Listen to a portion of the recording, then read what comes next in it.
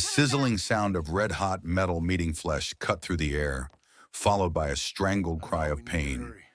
"Please, don't burn my baby," a woman's weak voice begged. "It's yours, Frank. Please." Jackson Reynolds froze in the doorway of Sullivan's forge, his weathered hand instinctively tightening around the grip of his Colt Peacemaker. 15 years as an Army scout had taught him how to kill, but nothing had prepared him for the scene before him.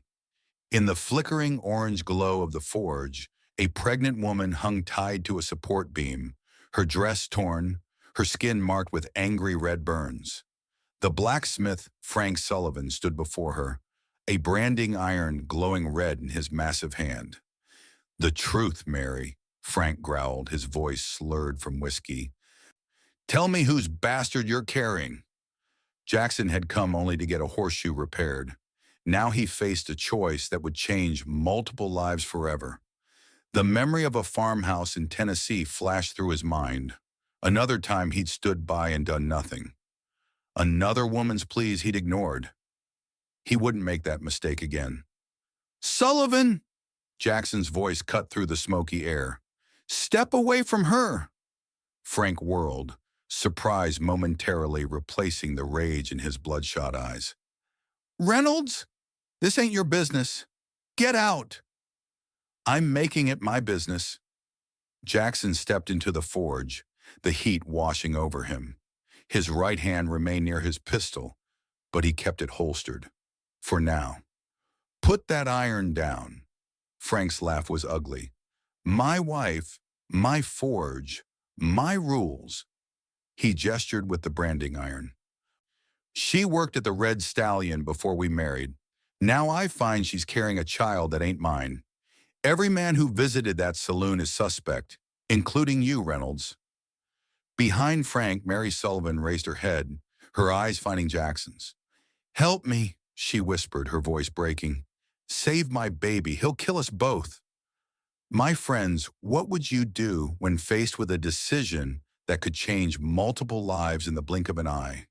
When doing nothing means death for the innocent, but taking action could cost everything you've built? Today I'm going to tell you a story about one man's choice in the town of Redemption, Wyoming in 1875, a choice that would haunt him, hunt him, and ultimately redefine him. Pour yourself a whiskey, settle into your chair, and let me take you back to a time when a man's character was measured not by his words, but by the hard choices he made when no one was watching. Jackson moved with the sudden speed that had once saved his life in Apache territory. He lunged forward, driving his shoulder into Frank's chest, sending the branding iron clattering to the dirt floor. The two men crashed into the workbench, tools scattering. "You're dead, Reynolds!" Frank roared, swinging a massive fist that Jackson barely dodged.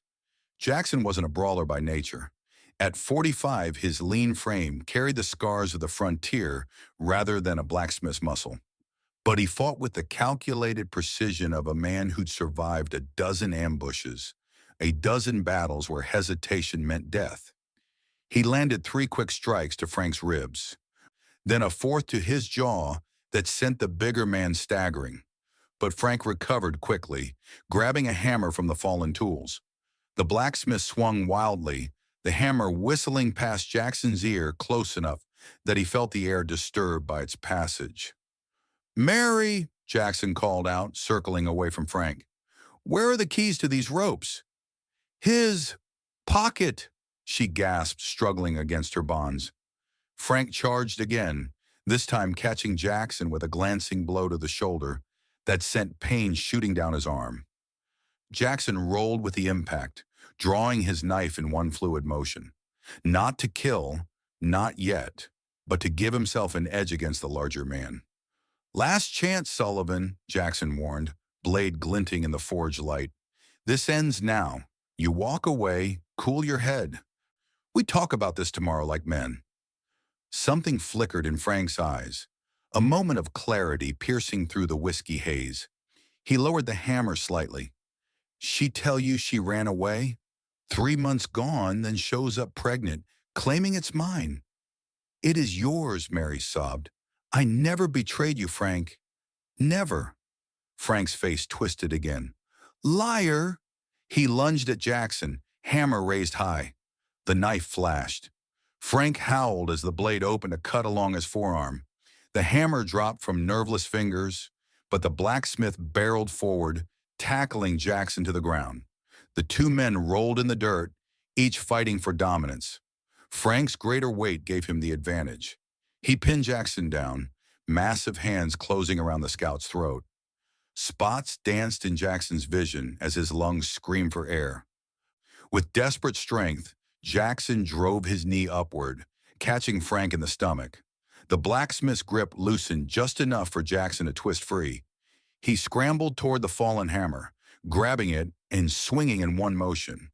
The metal connected with Frank's temple with a sickening crack. Frank collapsed like a felled tree, blood seeping from the wound. Jackson stood shakily, chest heaving. He checked Frank's pulse, still there, though the man was unconscious. Then he hurried to Mary, using his knife to cut through the ropes that bound her.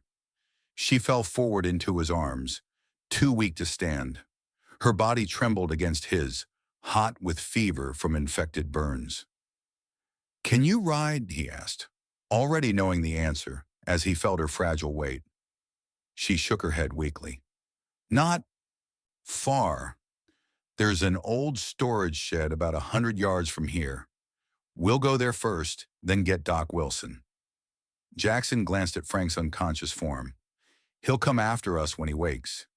He always does, Mary whispered, and the resignation in her voice told a story of past attempts to escape, past failures. Jackson helped her outside into the late afternoon sunlight. His horse, Scout, still waited patiently where he'd left him. With gentle hands, Jackson lifted Mary onto the saddle, then mounted behind her, supporting her weight against his chest. Hold on, he murmured, guiding Scout away from the forge at a careful walk. You're safe now. But even as he said it, Jackson knew better. No one was truly safe while Frank Sullivan drew breath. The abandoned storage shed wasn't much. 4 walls, a leaky roof, and dirt floor, but it would provide temporary shelter. Jackson helped Mary inside, setting her gently on an old wooden bench, using his saddlebag as a pillow. Here, he said, offering his canteen. Small sips? As she drank, he studied her by the light coming through the cracks in the walls.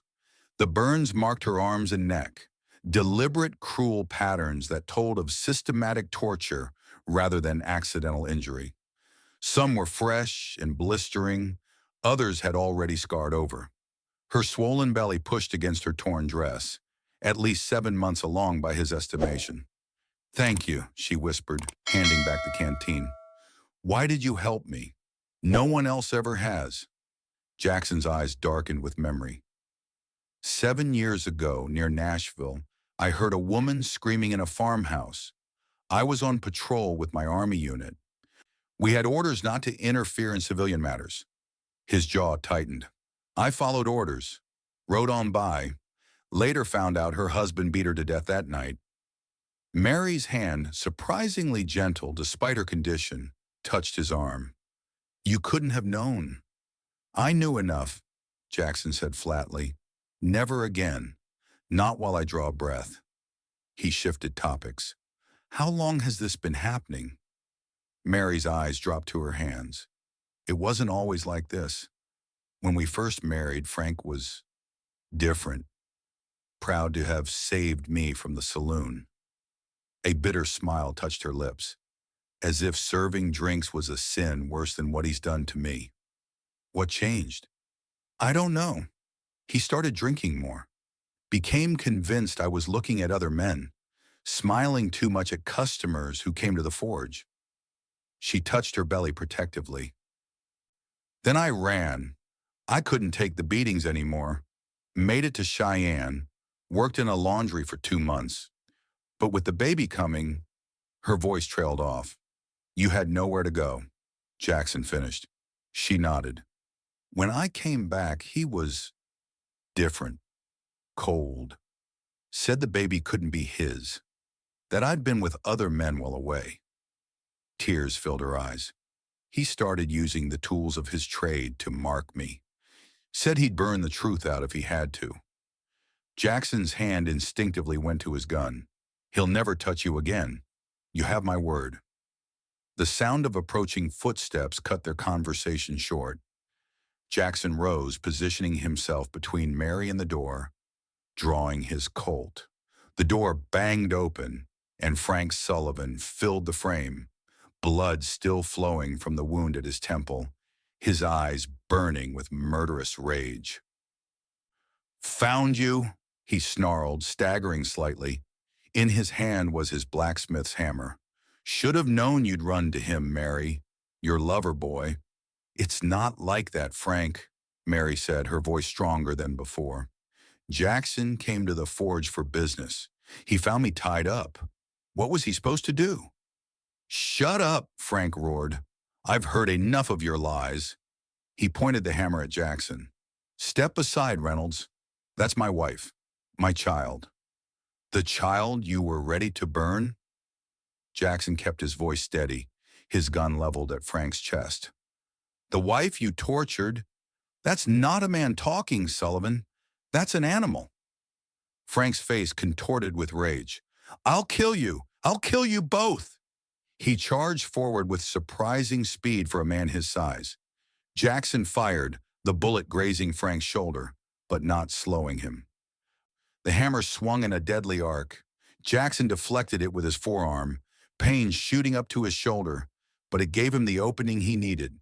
He struck with the butt of his pistol, catching Frank under the chin. The blacksmith staggered but didn't fall. The two men grappled, crashing into the wall of the shed with enough force to crack the old wood. Frank's superior strength began to tell, forcing Jackson back step by step. "She's mine," Frank growled. "The lying whore is mine to deal with." Something in Jackson snapped at those words. Not cool frontier calculation, but white-hot fury. He head-butted Frank, feeling the satisfying crunch of the man's nose breaking. As Frank reeled, Jackson struck again and again, driving the larger man back toward the door. But Frank had the madman's strength. He caught Jackson with a lucky blow that sent him sprawling.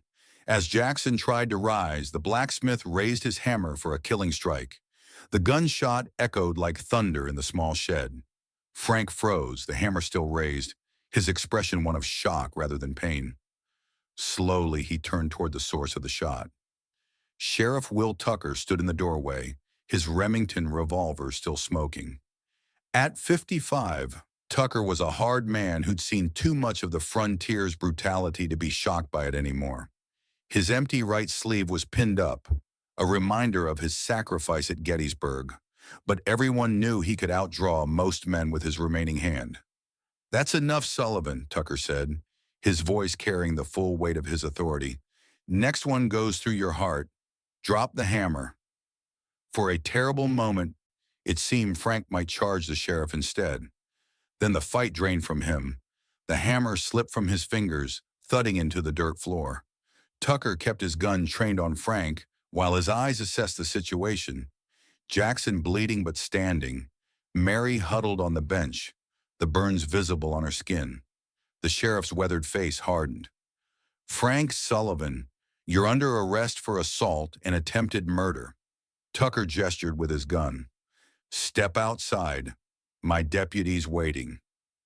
"This isn't over," Frank snarled, but he complied, shuffling toward the door. As he passed Mary, he stopped. "You remember what I told you when we married? Till death do us part." The words hung in the air, a promise rather than a vow. Tucker escorted Frank outside to where Deputy Barnes waited with handcuffs. Jackson helped Mary to her feet. "We need to get you to Doc Wilson," he said gently. She nodded, her eyes never leaving the doorway where her husband had stood. "He'll come back, Jackson. He always comes back."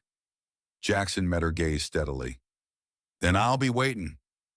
The town jail was a small brick building with 2 cells, a desk for the sheriff, and little else. Frank sat on the thin mattress in the first cell, his wounds bandaged, but his rage undiminished. You've made quite a mess, Sullivan, Sheriff Tucker remarked, checking the cell door was securely locked. Frank glared up at him. This is between me and my wife. The law's got no right interfering. Tucker's single hand curled into a fist. The law has every right when you're torturing a woman. Those burns. He shook his head in disgust. What kind of man does that? A man who's been betrayed, came a voice from the adjoining cell. A man who's been made a fool of.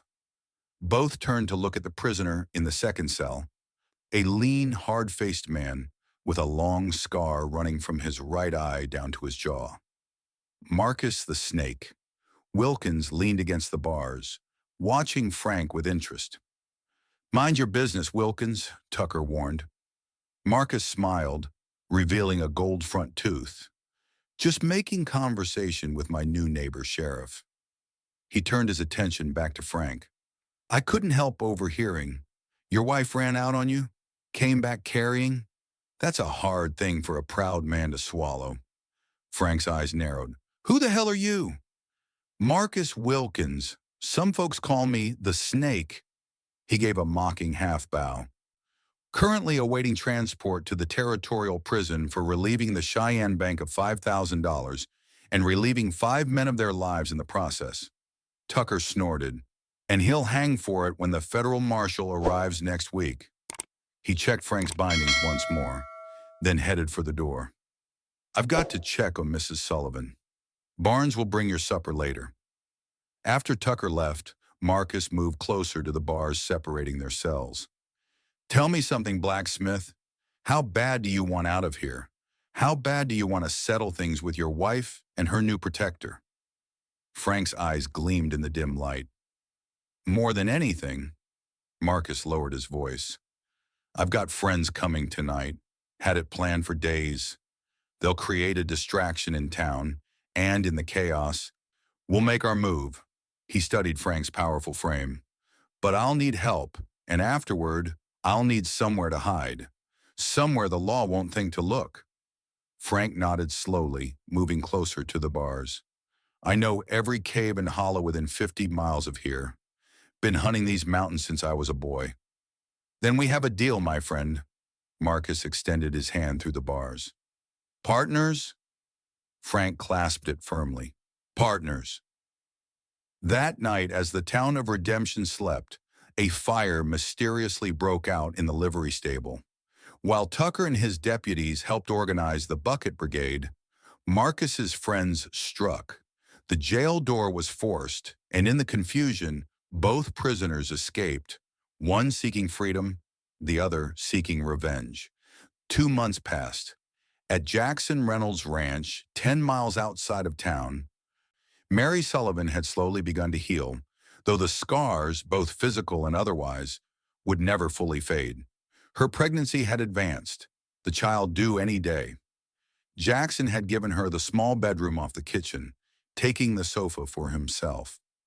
He'd sent word to Sheriff Tucker of her whereabouts, and Tucker had stationed a deputy nearby as a precaution. But as days turned to weeks with no sign of Frank, they'd begun to hope that perhaps he'd fled the territory. The ranch was quiet that evening as a summer storm rolled in from the mountains. Thunder rumbled in the distance, and lightning occasionally illuminated the yard in stark white flashes. Jackson sat on the porch, cleaning his Colt, a habit that had kept him alive through years on the frontier. Supper's ready, Mary called from inside. Jackson holstered his weapon and went in, hanging his hat on a peg by the door. The small house smelled of fresh bread and stew, simple fare made special by the care she took in preparing it. They ate in companionable silence for a time, the rain beginning to patter against the windows. Any news from town? Mary finally asked, the question she posed every evening. Jackson shook his head. Nothing about Frank, if that's what you're asking. He didn't mention the stagecoach robbery near the Colorado border, or the description of the robbers that matched Frank and Marcus. Mary's hand went to her belly, a gesture that had become reflexive. He'll come back, she said quietly. I know he will. Jackson met her gaze across the table. I'll be ready if he does. What neither said aloud was the growing connection between them. Not romance, not yet, but something built on shared struggle and mutual respect. Jackson had seen too much of life's cruelty to believe in easy happiness, and Mary was still legally another man's wife. But in the quiet moments, something was taking root. After dinner, Jackson made his rounds despite the worsening storm. The rain had become a downpour, soaking him as he moved from the house to check the horses. Lightning flashed, briefly illuminating the ranch yard in stark white light, followed by a boom of thunder that seemed to shake the ground. In that flash, Jackson noticed the barn door swinging open in the wind. He was certain he'd latched it securely earlier. Drawing his Colt, he approached cautiously. Water ran down his face, obscuring his vision, but years of frontier instinct kept his senses sharp. He pushed the door wider with his boot, peering into the darkness within. "Who's there?" he called, his voice nearly drowned by another crash of thunder. The blow came without warning, something heavy striking him between the shoulder blades. Jackson stumbled forward, turning as he fell to see Frank Sullivan standing there, a shovel in his hands, rain streaming down his hate-filled face. "Evening, Reynolds," Frank growled. "Miss me?" Jackson rolled aside as the shovel came down again, striking the barn floor where his head had been a moment before. He fired his Colt, the shot going wide but forcing Frank to dive for cover behind a stall. "Mary's mine," Frank bellowed, emerging with a pitchfork now. "The child is mine. Everything you took from me is mine." "I took nothing from you," Jackson shouted back, ducking behind a barrel. "You drove her away with your own hands." From the corner of his eye, Jackson caught movement, a second figure approaching from the shadows. Marcus Wilkins, a knife gleaming in his hand. "Two against one, Reynolds," Marcus called. "Not good odds, even for an old Army scout." Jackson fired twice more, forcing both men back into cover. "Mary!" he shouted toward the house. "Stay inside. Bar the door." Frank laughed. "Too late for that, Reynolds. Already sent my friend to fetch her." Cold dread washed through Jackson. There had been a third man. He'd missed it completely. Without hesitation, he charged toward Frank, firing his remaining bullets. One caught Frank in the thigh, sending him crashing to the ground with a howl of pain. Marcus came at him from the side, knife slashing. Jackson deflected the blow, but felt the blade slice across his forearm. He struck back with the empty gun, catching Marcus across the temple. The outlaw staggered but didn't fall.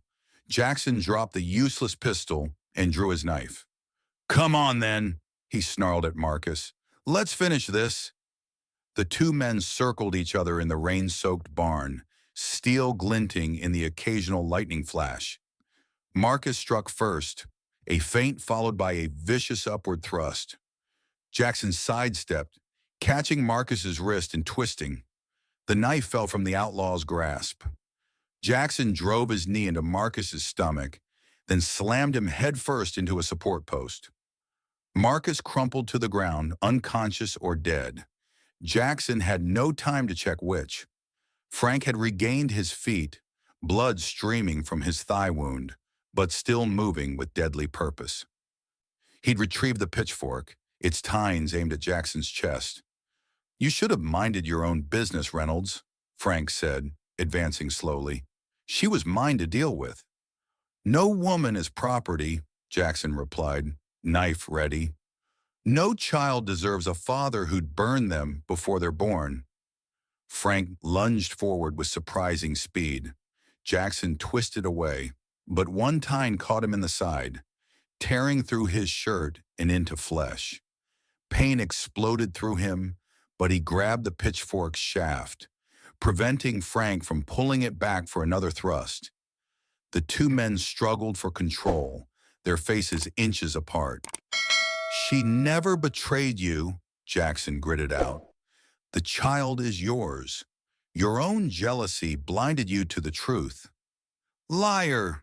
Frank head-butted Jackson, sending him staggering back, the pitchfork coming free. Blood flowed from Jackson's side, but adrenaline kept him upright. He circled warily, looking for an opening, knowing he might not have the strength for a prolonged fight. A gunshot cracked through the storm's fury. Frank jerked, a look of surprise crossing his face. He turned slowly, the pitchfork slipping from his grasp. Mary stood in the barn doorway, Jackson's Winchester rifle steady in her hands despite her condition. Her nightgown was soaked from the rain, her hair plastered to her face, but her aim didn't waver. "That's enough, Frank," she said, her voice carrying clearly despite the storm. Frank stared at his wife, his hand going to his shoulder where her bullet had struck. "Mary, I never betrayed you," she said. "Never. But you betrayed everything a husband should be." Frank's face contorted with rage. "You shot me! Your own husband!" He took a staggering step toward her. "Stay back, Frank," Mary warned, working the rifle's lever to chamber another round. "The next one won't be in your shoulder." For a moment, something like clarity seemed to cross Frank's face. "Is it really mine?" he asked, nodding toward her belly. "Is it really my child?" Mary's free hand moved protectively over her unborn baby. "It was," she said simply, "but not anymore. This child deserves better than what you've become." The truth of her words seemed to hit Frank harder than any bullet. His shoulders slumped as the reality of all he had lost finally penetrated his rage. The sound of approaching horses cut through the storm. Sheriff Tucker and his deputies responding to the gunshots. Frank knew it was over. With a last hate-filled glance at Jackson, he raised his hands in surrender. "This isn't finished," he said quietly. "Not while I draw breath." Jackson moved to Mary's side, taking the rifle gently from her trembling hands. "It's finished, Frank. It was finished the moment you raised a hand against her." Sheriff Tucker dismounted at the barn entrance, taking in the scene with a professional eye. "Quite a mess you've got here, Reynolds," he observed dryly. Jackson nodded toward Frank. "This one's yours, Sheriff. For good this time." Tucker gestured for his deputies to secure Frank and the still unconscious Marcus. "The trial will be quick," he said. "Breaking jail, assault, attempted murder. Judge Harrison won't be feeling merciful." As the deputies led Frank away, Mary sagged against Jackson, the rifle clattering to the ground. He caught her, supporting her weight. "It's over," he said softly. "Really over this time." But even as he said it, Jackson saw the look in Frank's eyes as he was led away. A promise that nothing was truly over. Not yet. 1 year later, the Reynolds Ranch had changed. A new addition had been built onto the house. A nursery with a window facing east to catch the morning sun. Inside, Mary stood over a wooden crib, smiling down at the infant boy who gurgled happily up at her. "There's my little Thomas," she cooed, reaching down to stroke his cheek. The gold band on her left ring finger, new, simple, meaningful, caught the sunlight.